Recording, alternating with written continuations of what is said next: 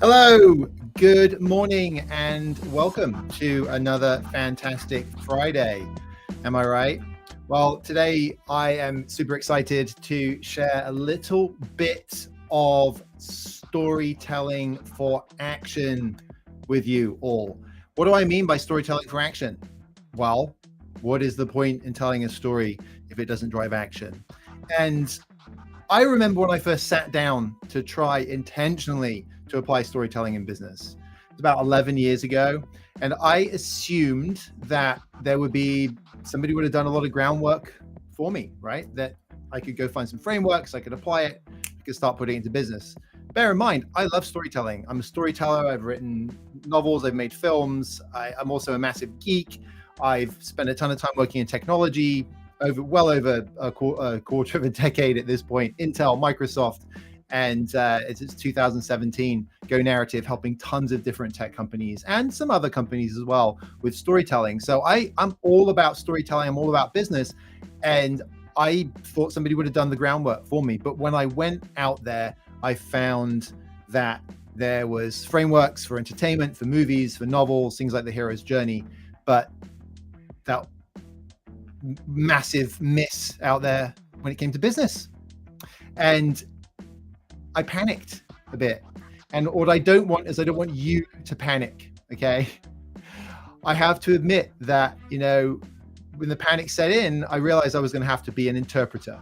And I did that for several years. And it was during that time I had the idea to found Go Narrative and to figure out a way to actually add some kind of rigor and structure around storytelling. Look, I've got ADHD, I'm dyslexic, neurodiverse, and proudly neurodiverse. And if I'm not organized, then I'm just a total mess, right? I remember sitting down with a colleague and friend years and years ago, it was at Intel, and they saw my whole OneNote setup that I had been using OneNote since the very beginning. And they were like, "Oh my goodness, you're so organized, Matthew." And I'm like, "No, I'm not. I'm completely and utterly disorganized. What you're seeing is what I have to do to be organized." And it's the same with storytelling. We're natural storytellers. Like, we naturally get stuff done. We naturally have to-do lists in our head at the very least. But if you've got a 15-year-old kid like I do, and you're trying to teach them about how to get things done, getting that to-do list out of the head and getting it written down, putting a little bit of structure around it goes a long way. And the same is with stories, because we're busy, right? You are brilliant. You've probably learned like 6 new things this year. You've probably mastered like 3 of them. And the last thing I want for you to experience when it comes to storytelling in business is getting frustrated and getting put off, right? Because when we get frustrated and we get put off, we just keep doing things the same old way. And that means that I haven't helped you take a step forward when it comes to storytelling in business. And I don't want storytelling to feel like a chore either. I want it to feel fun. I want it to feel like it's integrated into what you do. And I struggled, right? It wasn't fun for me when I started trying to figure out from the structure perspective. And I love storytelling, and I love having fun with storytelling. And when I went out there and I went up trying to find those frameworks, the first one I found was The Hero's Journey, right?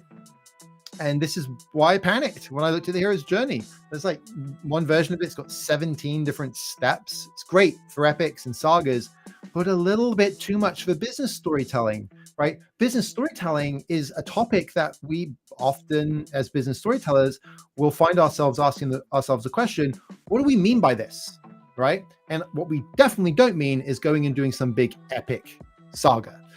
Even if we're going to do a presentation for a big event, or even design an event itself, looking to frameworks like Hero's Journey and Hollywood are not the right places to go. They're too complicated. They're very involved. They're areas of expertise in their own right. They are the ultimate distilled, crystallized, refined version of storytelling in its perfected form.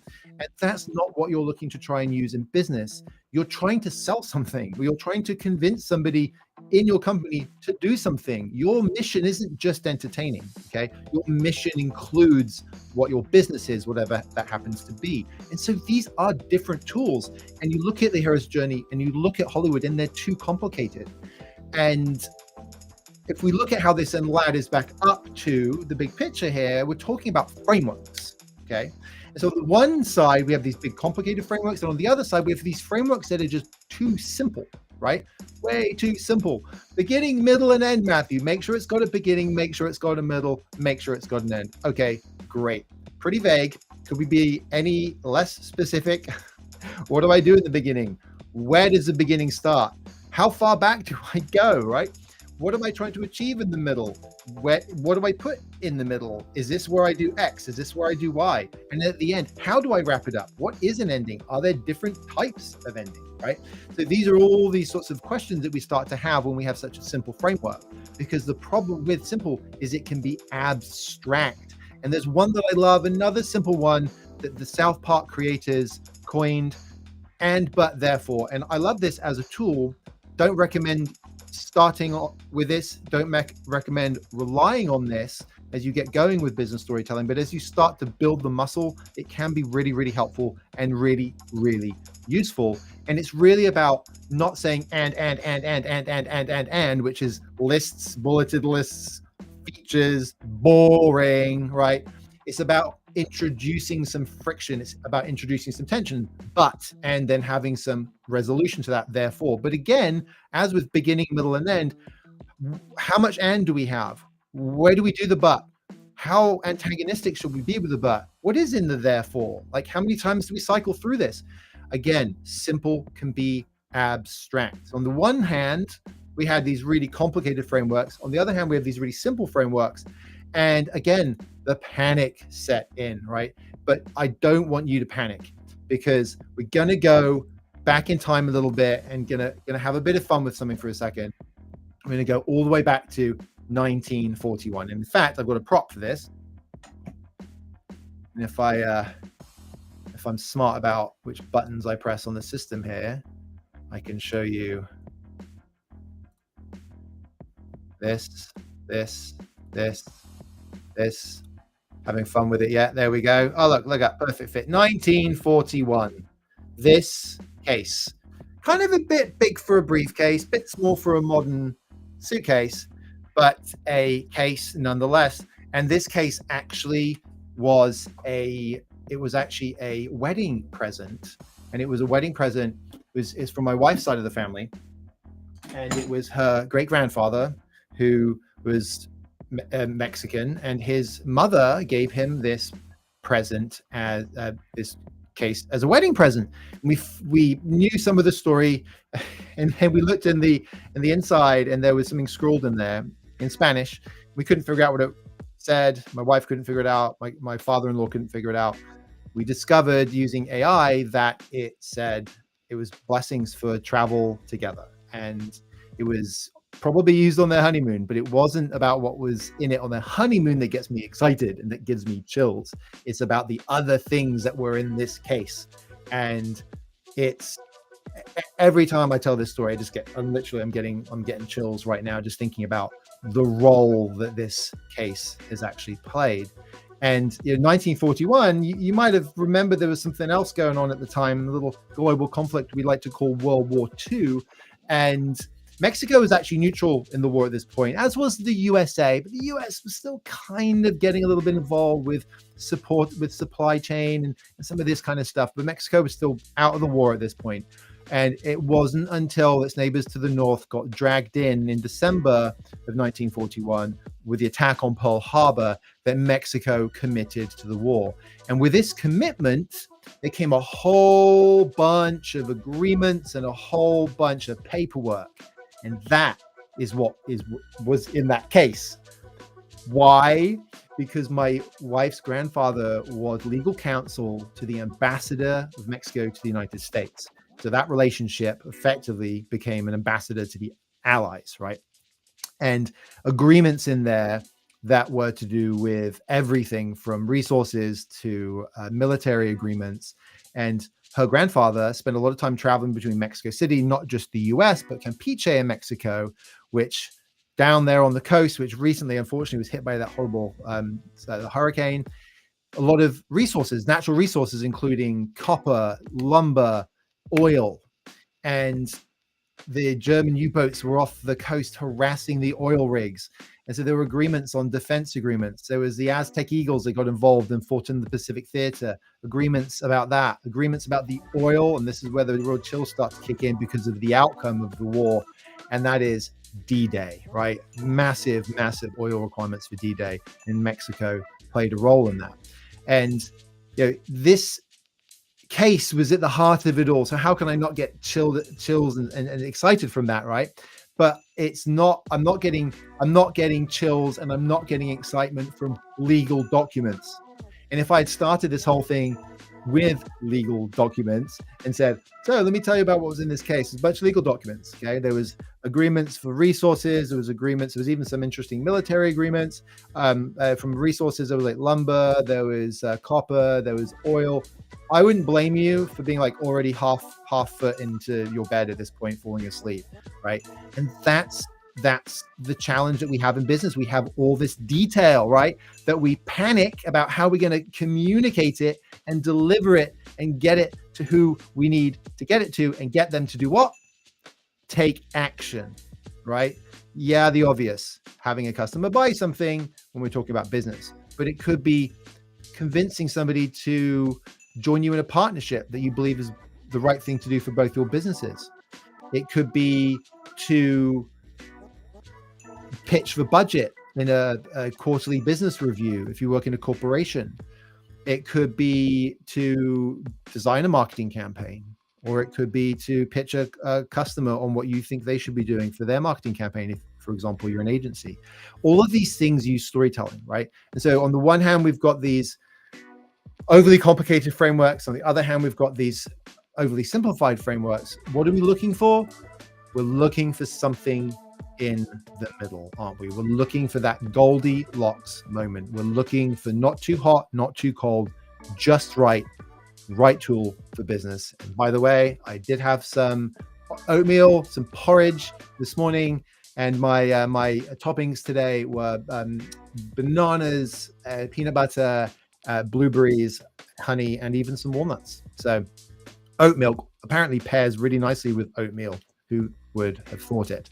So let's get that oatmeal at the right temperature so it's delicious and ready to be eaten.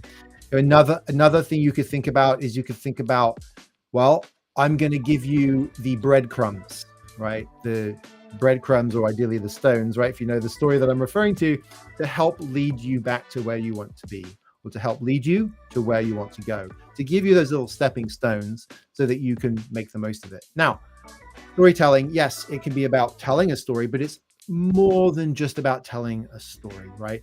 Story is everything. We are living and breathing our own story. Something you'll hear me talk about if you spend more than half an hour with me is how this is so much a part of our operating system. And because of that, it's also the operating system of our businesses. It's the operating system of our countries. And we can use it to strategize. So it's not just about the stories that we tell, it's about the stories we make and then the stories that we go live. So we make the strategy, right? No strategy survives first contact with the enemy. Then when we've got that, we can then move into living that story, which is where we then discover how we need to adapt. And then after we've had those experiences, we've got the stories to tell. This is really important. Make, live, tell. The stories we make aren't always going to be the stories we end up telling because of living our stories. We have to adapt. Like I said, no plan survives first contact with the enemy. Famous von Clausewitz quote, I believe that is. No story survives first contact with being in reality.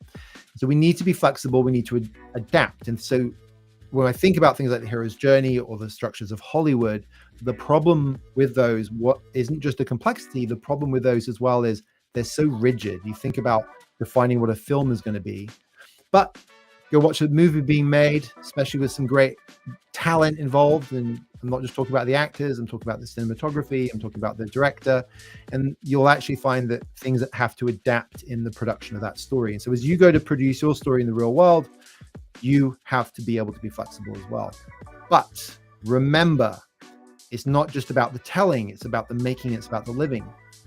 However, whatever you're doing with story, whether it's crafting and making a new one, or you're getting ready to go and tell it, make sure you think about the heart of the story. Just like today, I started with the heart of what I wanted to, not just what I wanted to achieve, the heart of what you're dealing with on a daily basis. You want to be able to drive people to act more, to buy, to buy into your ideas, to agree with you on things, to move in a direction with you in your business, whatever that happens to be. And that's something that you want. And that's at the heart of why you're even listening to this. And that is because you want to be able to move people to act. And so to be able to move people to act, you have to think about what they care about. Then you have to think about what stands in their way, right? What are those roadblocks? What are the difficulties, the challenges, the things that it is going to stop them getting what they want?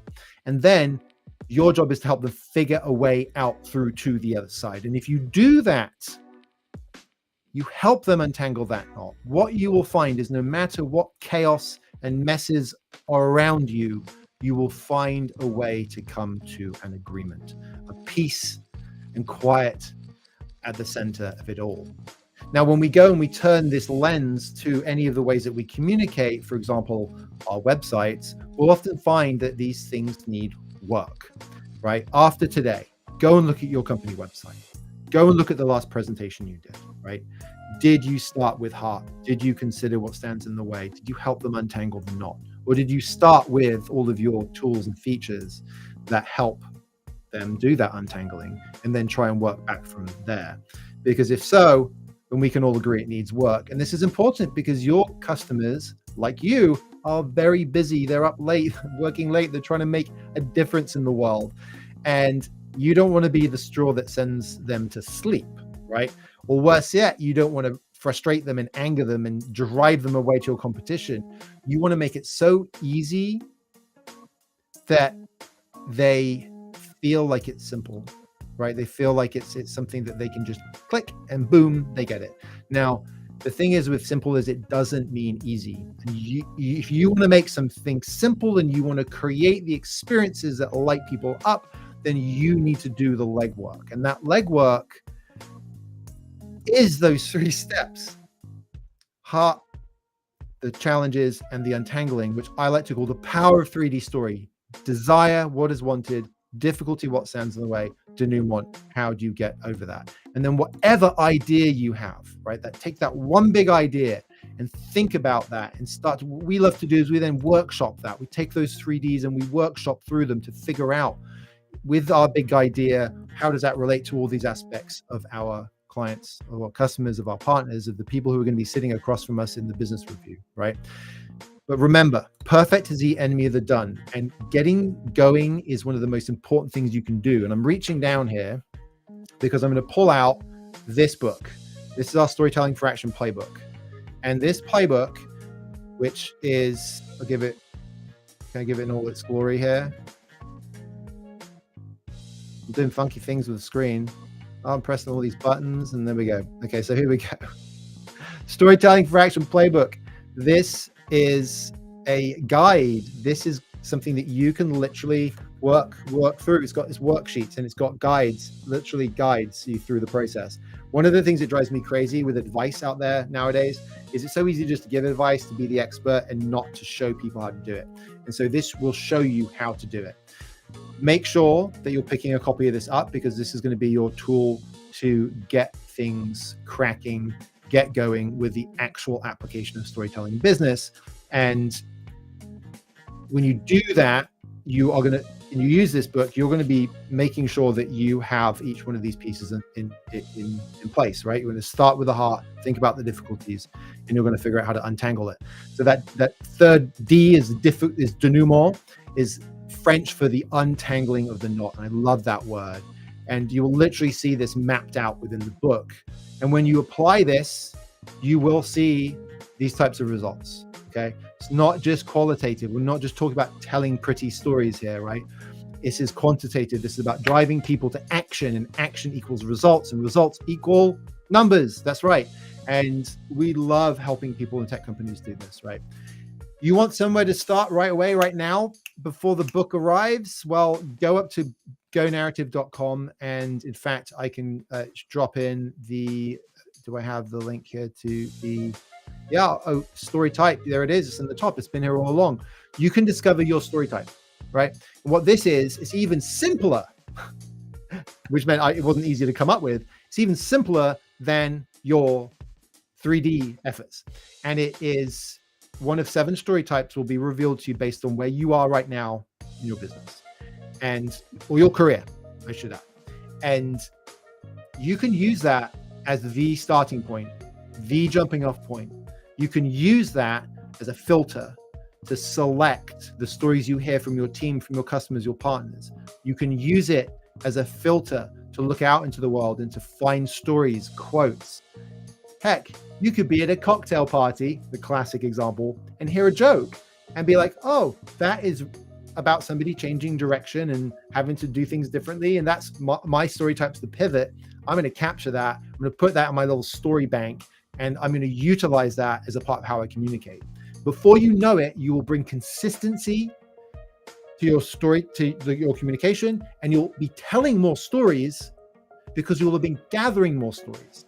And you'll have been doing that without even thinking about how to do it. Now, of course, is there a next step? Of course, there's always a next step. You can go deeper into this, but I'm trying to make everything as easy as possible for you so that you can get going, right? Or as simple as possible for you so that you can get going, right? Simple doesn't always mean easy, but it does mean taking a first step.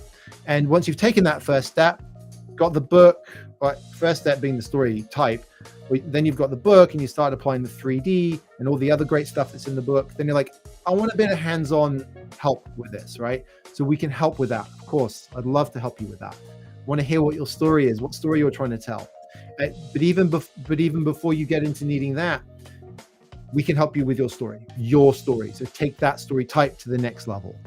Interview you, spend an hour chatting with you, take your story type, have you do our Y.OS. I'm a Y coach, certified Y coach. Have you do that, and then come up with your story. And it's so fun. It's so exciting. And I love delivering it. The last one I delivered, the client said, how much feedback do you normally get on these? Because I don't have any feedback. This completely resonates with me and is exactly this is me.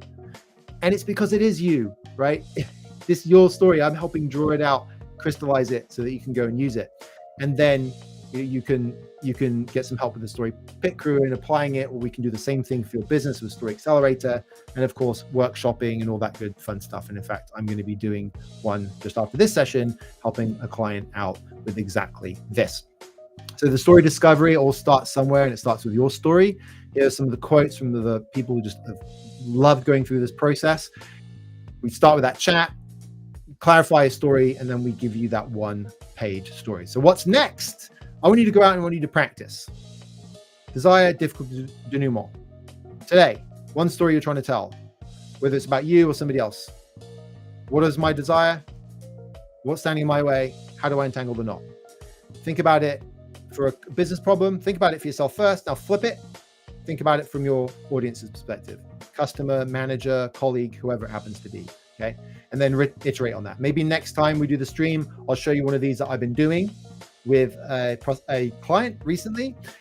Really fantastic flow that we went through just with the 3D framework. So practice. Might not make perfect, but it will make permanent. You want this to be permanent. You want to be using this all the time. So pick that topic, put it together, and start practicing it. And I want to hear what story you will tell. Thank you so much for joining today. I've had so much fun on this stream. I love doing it. We didn't have time to do a website teardown today because we're doing a client workshop this morning. However, we will do one next time. So get those. We've got a few suggestions from a few folks, from some friends and some colleagues, and it's going to be fun. So we'll keep tearing those websites down and showing how folks can, just like you, can use the power of 3D story to simplify your communications, connect, and drive action. Thank you so much. Make your story, live your story, tell your story, and I can't hear what story you have to tell. But for now, that's goodbye from me, and I'll see you very soon.